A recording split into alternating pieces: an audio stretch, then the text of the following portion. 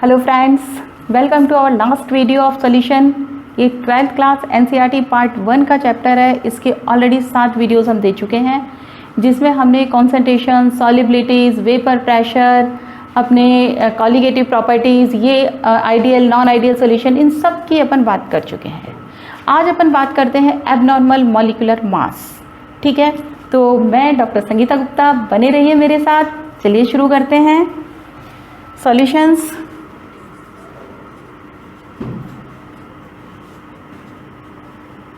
इसमें हम बात कर रहे थे abnormal molecular mass.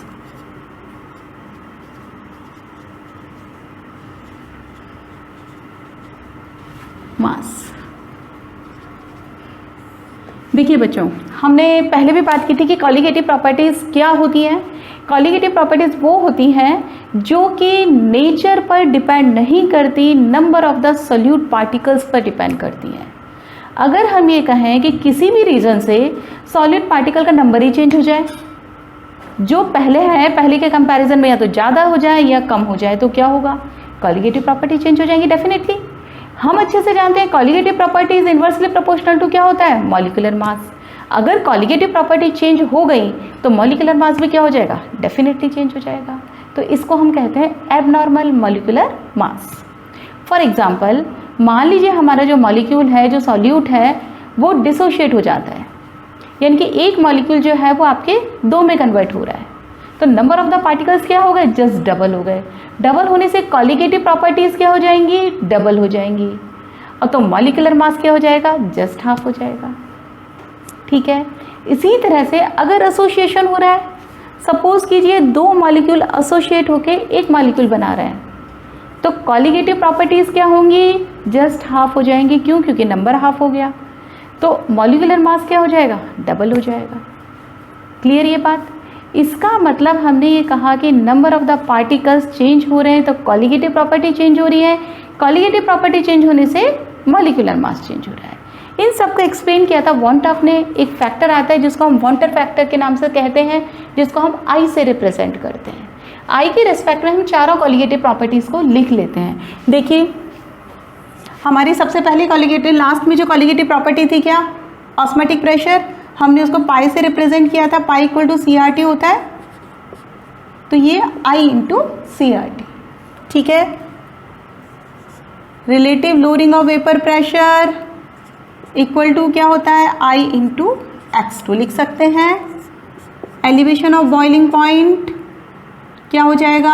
KB into molality होता है, तो I into KB into molality. Depression of the freezing point I KF into M। तो वॉन्टॉफ फैक्टर I इक्वल टू क्या हो गया बच्चों? क्या हुआ? कॉलिगेटिव प्रॉपर्टीज कौन सी? आपकी observed colligative properties. Observed colligative properties upon calculative colligative properties.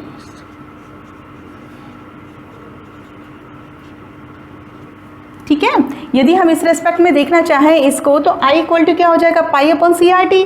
पाई क्या हुआ? ऑब्जर्व वैल्यू हो गई, और ये क्या हुआ? कैलकुलेशन से हमने निकाला, तो कौन सी हो गई ये? Calculative colligative properties. या हम दूसरे फॉर्म में इसको लिखना चाहें, colligative properties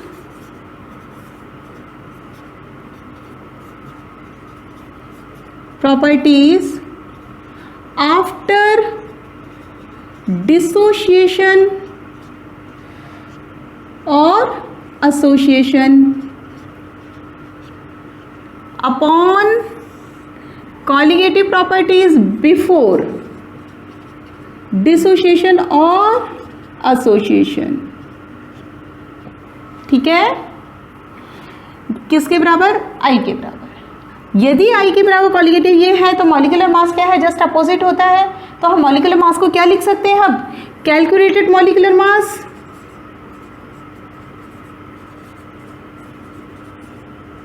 upon observed molecular mass.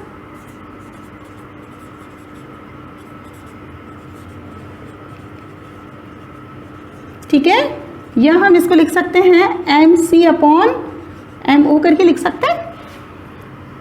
लिख दिया ये बात क्लियर। या हम कह सकते हैं इसको नॉर्मल मॉलिक्यूलर मास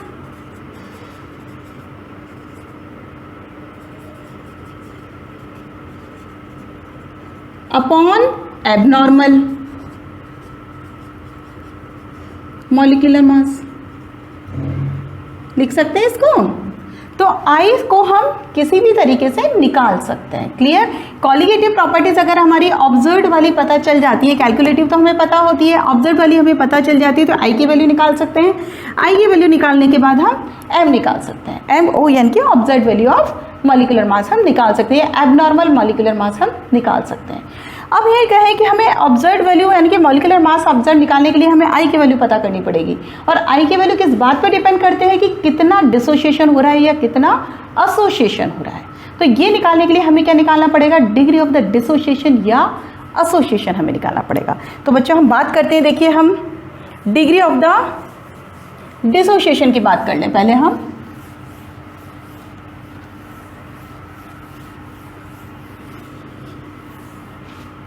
बात कर लेते हैं डिग्री ऑफ द डिसोसिएशन की।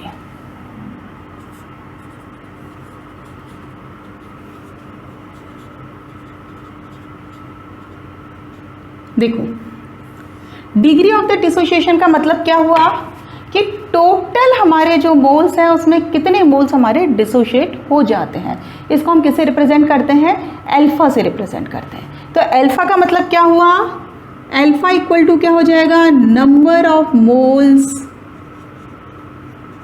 डिसोशिएटेड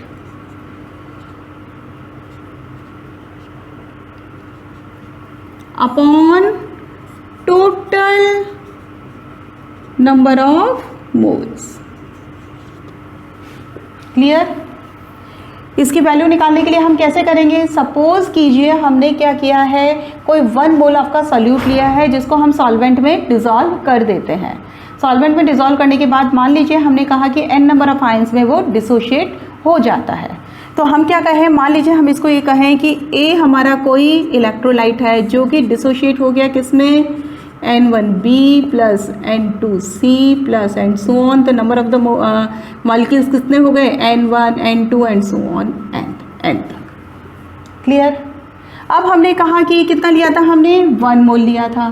तो हम ये कहते हैं कि at the time of the equilibrium, उस टाइम क्या होगा, ये जो आपका डिसोशिएटेड है, डिसोशिएटेड कितना हो गया N अल्फा, आपका अनडिसोशिएटेड कितना रह गए आपके 1 माइनस अल्फा।